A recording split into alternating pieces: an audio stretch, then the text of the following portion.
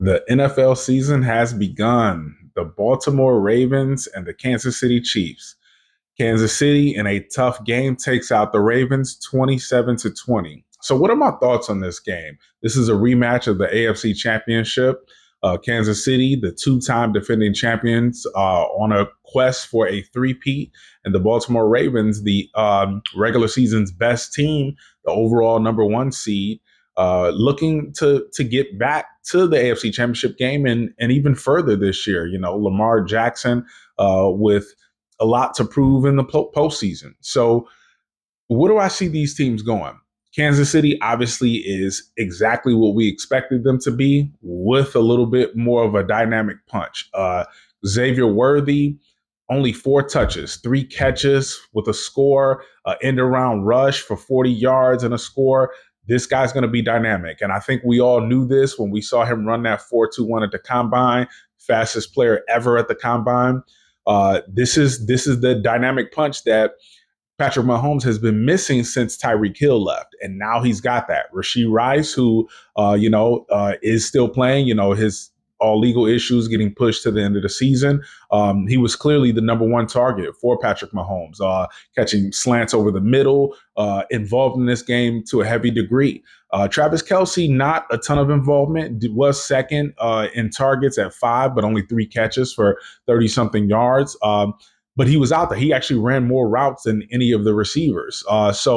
This is one of those anomaly games. Maybe his production will start to dip as he's, getting older and Mahomes gets more weapons. And even in a month when Hollywood Brown comes back. But, it's for them to do this, to look this good on offense. And granted, 27 points is not like they scored 40, because we got to give credit to Baltimore. Baltimore still played a very good defensive game, but it's seeing these weapons as they get integrated for Kansas City.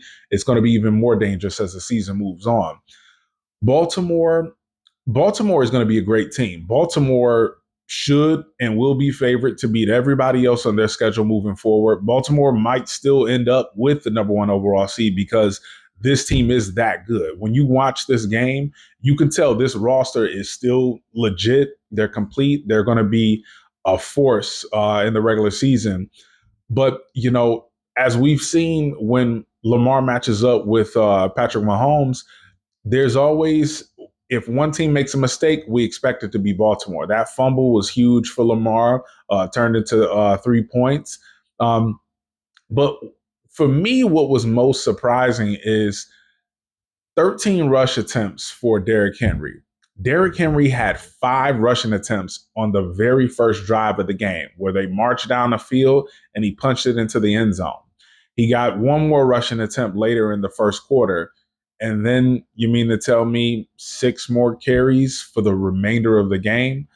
I don't like that. I don't like that at all. This game was a very close game. I mean, we're talking a 3, 4-point game or whatever going into halftime. So it was very close the entire time. So it's, Todd Monken, offensive coordinator. We wonder, why did they run the ball in the teens in the AFC Championship game when they were used to running it 30, 40 times in a regular season? Why is Lamar passing it 40 times when this team needs to be running the ball? Like that's what their strength is.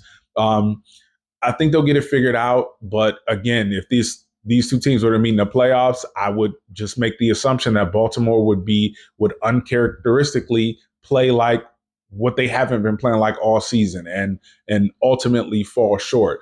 Hopefully they can get things figured out, because these two teams, I think, are going to meet up in the AFC Championship game, unless there is a surprise AFC team, maybe like the Jets, if Aaron Rodgers is healthy and plays well, to say something about that. If Burrow and, Chase and Higgins are there, maybe they'll have something to say. Maybe CJ Stroud and this new Texans team with the offensive weapons they have will have something to say.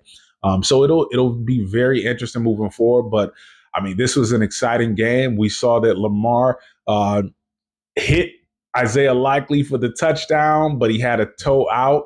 And let's talk about Isaiah Likely. Isaiah Likely, third year tight end, plays a lot last year when Mark Andrews gets hurt. Mark Andrews comes back, plays in the AFC Championship game.